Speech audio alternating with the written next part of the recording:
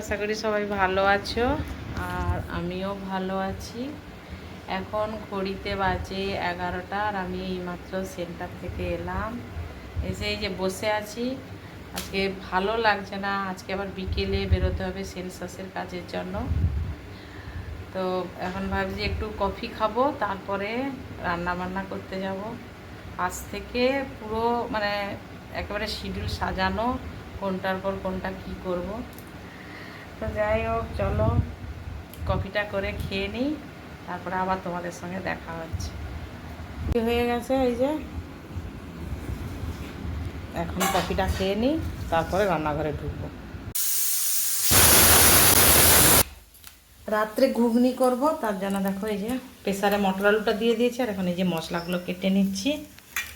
এই ঘুগনির জন্য মশলাগুলো রেডি করে নিয়েছি, এখন আমি বেটে নেব।